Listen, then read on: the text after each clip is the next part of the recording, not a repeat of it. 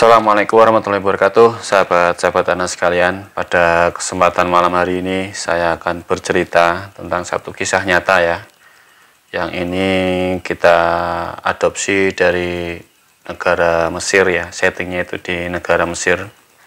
Satu kisah nyata tentang seseorang yang tidak bisa melihat Ka'bah walaupun sudah 7 kali diajak untuk berumroh berhaji. Jadi 7 kali datang ya ke Masjidil Haram, tapi tidak bisa melihat Ka'bah, sahabat-sahabat. Jadi ini kejadian di sekitar tahun 2000-an awal ya, yang berada di Mesir. Jadi ini faktual, berarti ini masih terjadi di zaman-zaman era milenial sekarang ini ya. Jadi sebut saja ini ada seseorang bernama si Hasan. Hasan ini anak dari seorang ibu janda yang bernama Ibu Sarah ya, Ibu Sarah. Jadi si Hasan ini sudah beberapa kali mengajak ibunya pergi berumroh, bahkan mengajak ibunya pergi berhaji.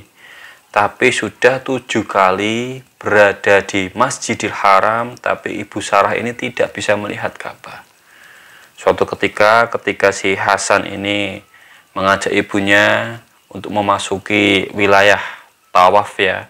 Jadi di situ ketika masuk ke Masjidil Haram, di situ nanti kita bisa melihat Ka'bah, terus kemudian kita turun untuk masuk tawaf.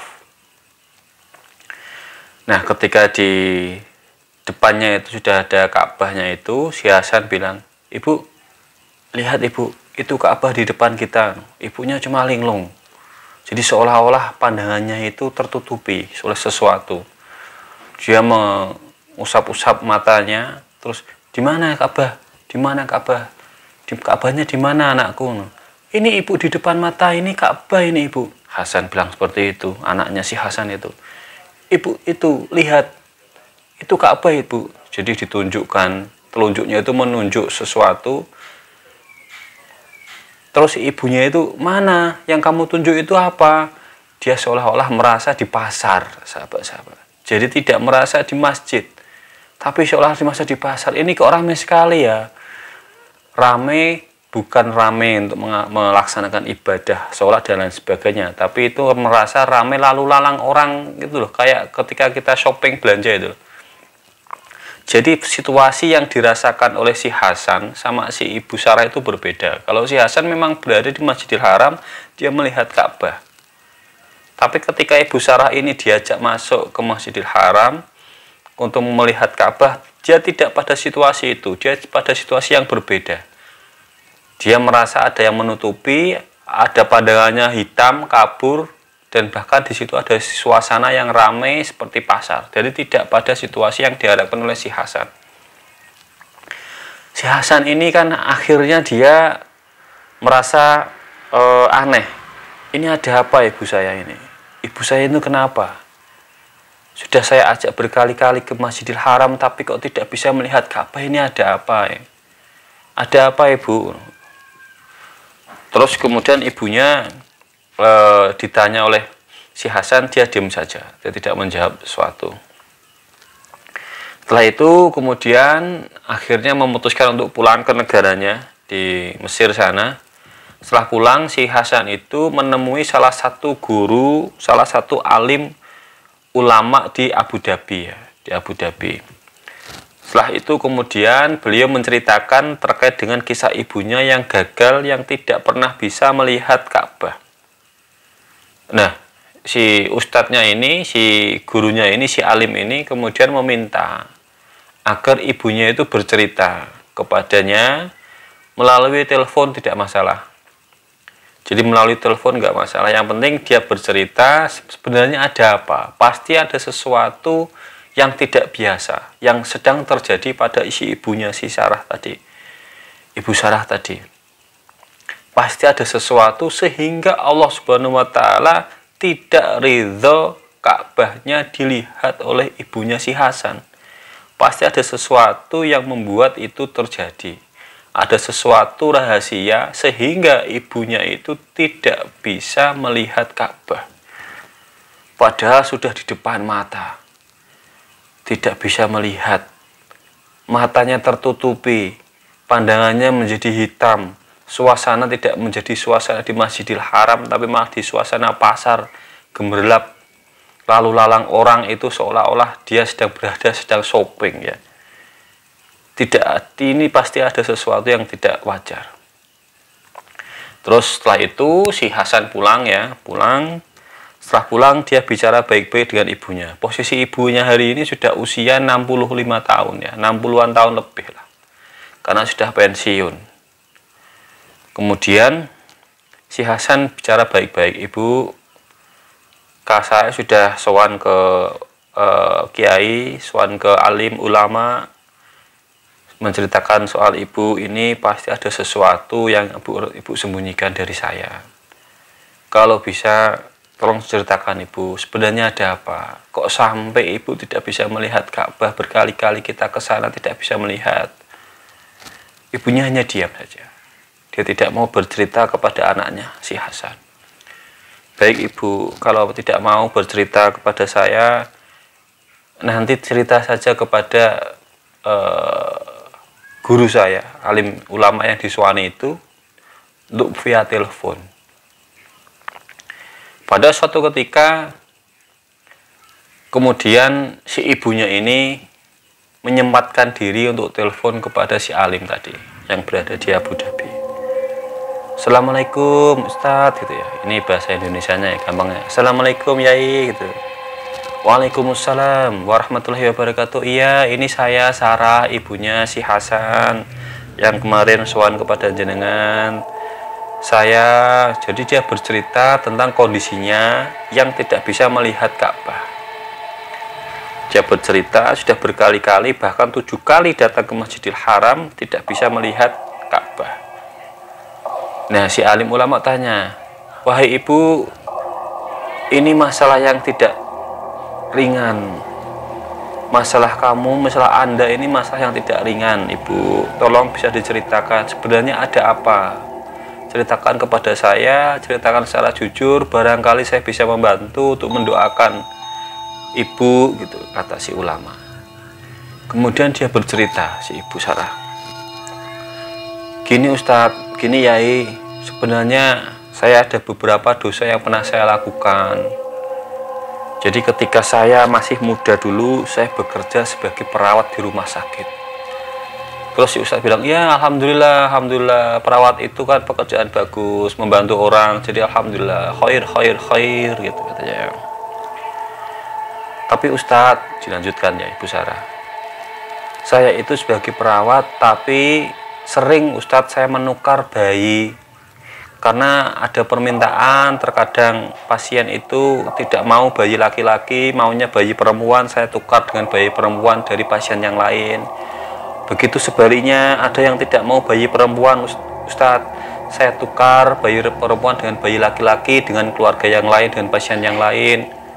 Cuma itu Ustadz. Ustadznya tiba-tiba dengan nada tinggi, astagfirullahaladzim, gitu bilang Ustadz. Cuma itu ibu, ibu tahu nggak? Nah, Ustadznya itu sambil marah ya, di telepon dia dengan nada agak tinggi, ibu tahu nggak? Yang ibu lakukan itu sudah merusak nasab orang lain. Sudah berapa banyak keluarga yang kamu rusak ibu? Sudah berapa banyak nasab yang kau rusak ya ibu? Sudah berapa banyak keluarga-keluarga yang tidak tahu walinya, tidak tahu nazirnya, tidak tahu sanak familinya, sehingga itu jangan-jangan nanti bisa berbuat zina, perkawinannya tidak sah, nasabnya tidak sah, itu dosa besar ibu. Astagfirullahaladzim. Ustadznya kayak gitu. Jadi Ibu Sarah itu datar ketika dia bercerita kepada si Ustadz itu, dia datar. Cuma itu Ustadz, jadi katanya dia menukar bayi, perawat menukar bayi. Jadi saat di rumah sakit, ketika pasiennya itu kan ada yang pengen bayi laki-laki, tapi ternyata bayinya kan perempuan, nah itu ditukar. Begitu juga sebaliknya. Terus ustadznya bilang, astagfirullahaladzim, ada lagi nggak ibu? Yang jenengan lakukan ada nggak? Yang anda lakukan lagi ada nggak? No.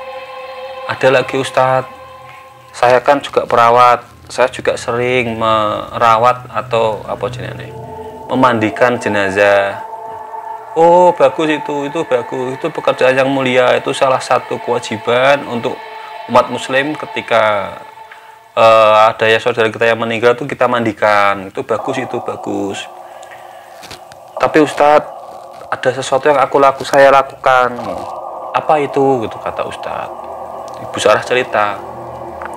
Jadi saya itu setelah memandikan jenazah orang ya di rumah sakit, saya itu kerjasama dengan dukun, kadang dengan dukun ahli nujum, dukun ahli sihir.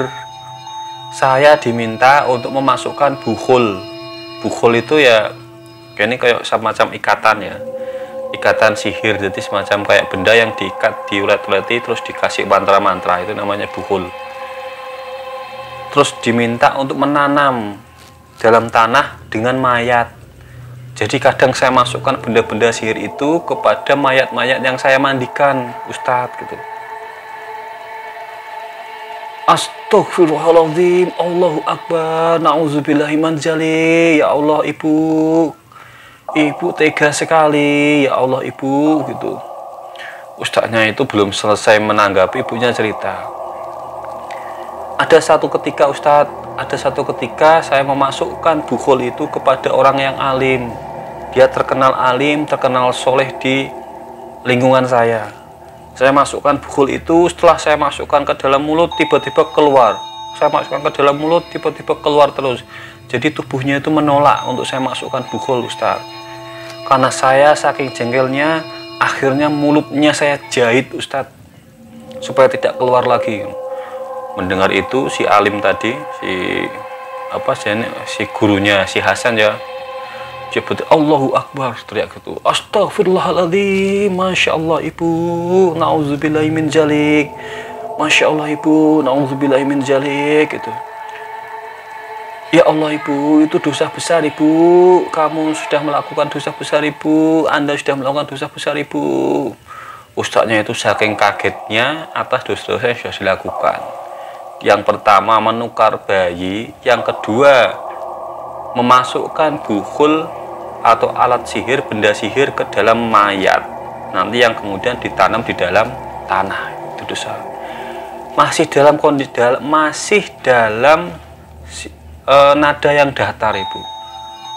Seingat saya hanya itu dosa saya, Ustadz. Astagfirullahaladzim ibu, hanya itu dosa besar semua ibu. Ibu sudah berbuat zalim kepada banyak keluarga, ibu sudah berbuat zalim kepada banyak saudara-saudara yang seiman kita, yang muslim kita, dengan memasukkan bukhul kepada mayat. Astagfirullahaladzim, ya Allah, ya Allah, ya Rob, taubat ibu, saya tidak bisa membantu kalau ini, saya doakan semoga diterima doanya, taubatnya ya Allah, ya Rob, gitu. Jadi ibunya itu merasa bahwa dosa yang dilakukan itu hanya itu dalam tanda kutip. Dia tidak merasa bahwa yang dilakukannya itu telah merusak banyak nasab, merusak banyak keluarga. Karena ketidaktahuan anaknya ini kan bahaya. Nanti ketika nikah bagaimana? Walinya bagaimana? Pada generasi itu, generasi yang kemudian yang akan datang bagaimana? Hukumnya itu kan susah itu. Ibu itu sudah merusak secara sengaja nasab dari banyak keluarga, apalagi dengan memasukkan benda-benda sihir kepada si mayat. Masya Allah, na'udzubillahi min dzalik. Akhirnya setelah telepon itu seminggu berlalu kan. Setelah kejadian telepon itu 1 minggu berlalu, 7 hari kemudian. Terus si Ustadz tadi, si alim tadi yang berada di Abu Dhabi ya, jadi gurunya si Hasan itu telepon kepada si Hasan menanyakan kabar ibunya. Nah, kebetulan yang menerima itu si Hasan. Kemudian si Hasan bercerita bahwa 2 hari setelah telepon dengan si Ustadz, si alim tadi, kiai ya, kalau di sini kiai ya, kiai yang ada di Abu Dhabi, gurunya si Hasan tadi, 2 hari setelah telepon ibunya tiba-tiba jatuh sakit. Setelah jatuh sakit akhirnya meninggal dunia. Terus kemudian Hasan bercerita, kejadian aneh terjadi saat pemakaman ibunya. Jadi setelah meninggal dunia itu berjalan dengan normal, kemudian dimandikan, dikafani, disolati, sampai pada suatu ketika mau dimakamkan.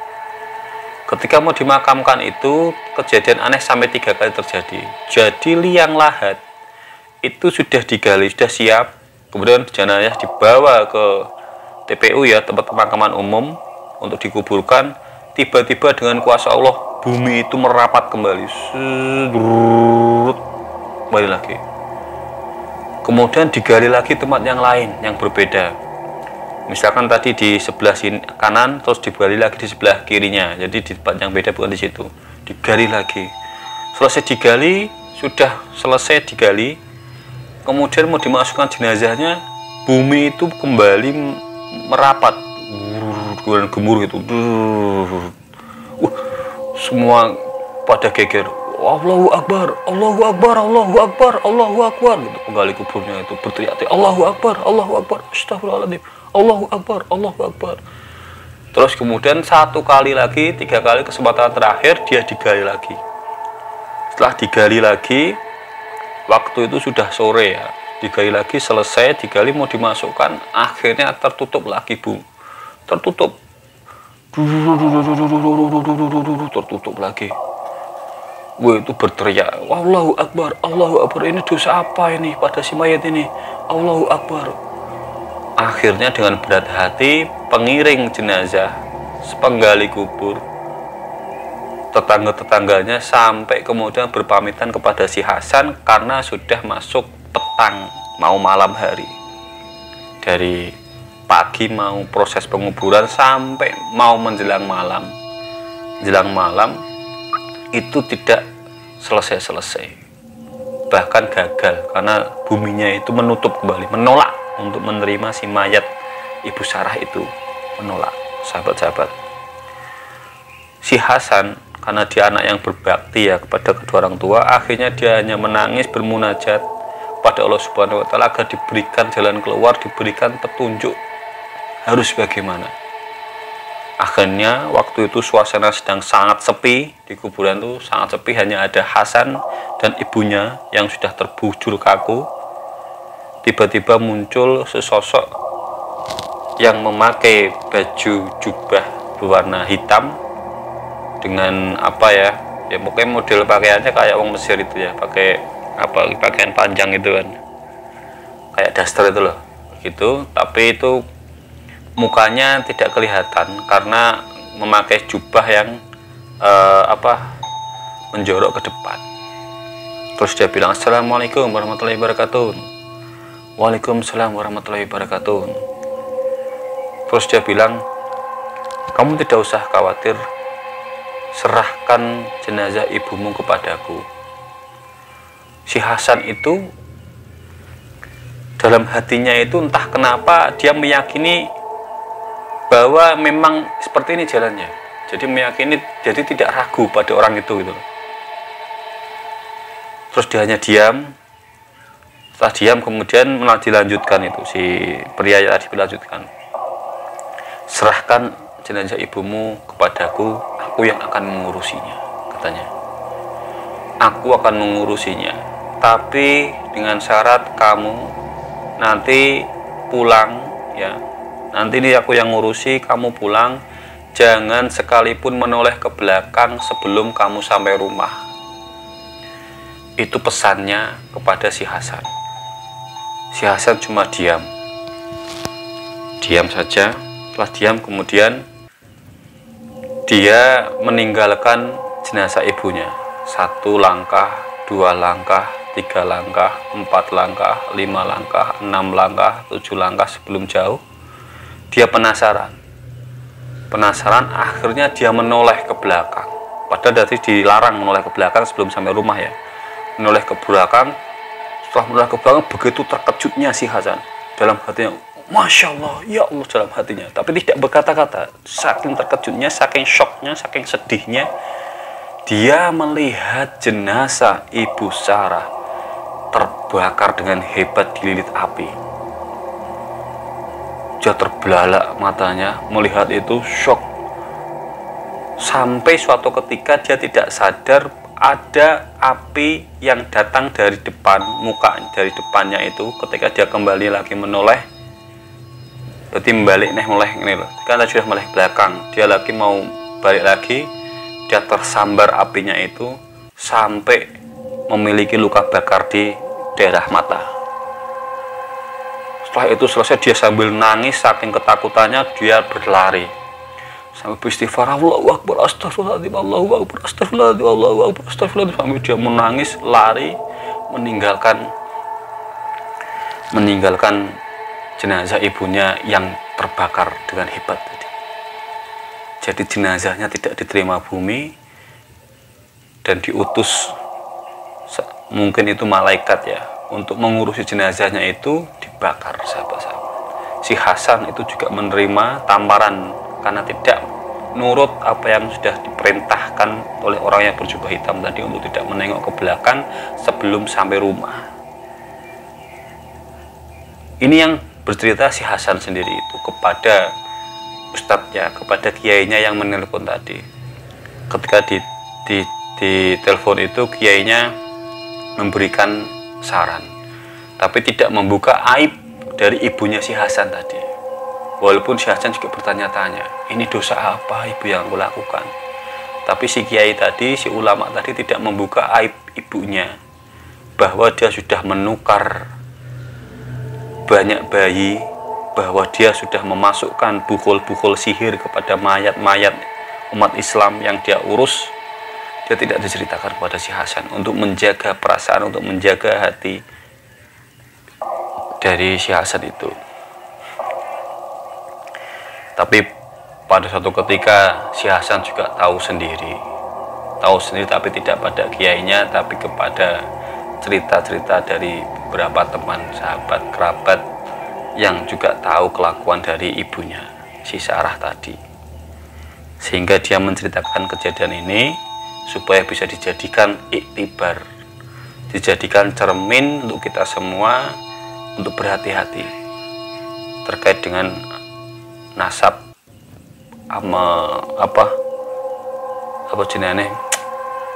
dosa-dosa yang sudah kita lakukan, apalagi itu kaitannya tadi luar biasa, itu menukar bayi sama memasukkan benda sihir, menanam benda sihir dalam tubuh manusia yang nanti dikubur. Nauzubillahi min dzalik.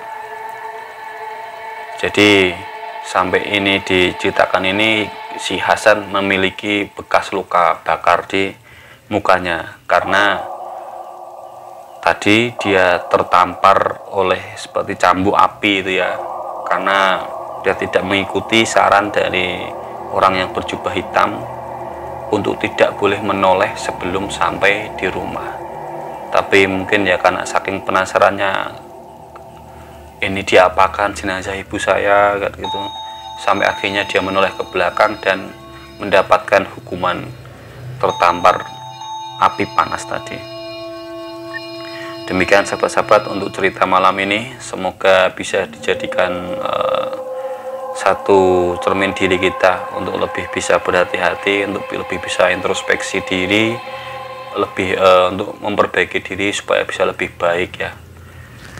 Jangan lupa untuk dukung channel kami ini, channel saya, supaya bisa lebih berkembang, bisa memberikan manfaat kepada kita semua. Saya akhiri, wallahul muwaffiq ila aqwamit thoriq. Assalamualaikum warahmatullahi wabarakatuh. Salam sahabat Anas.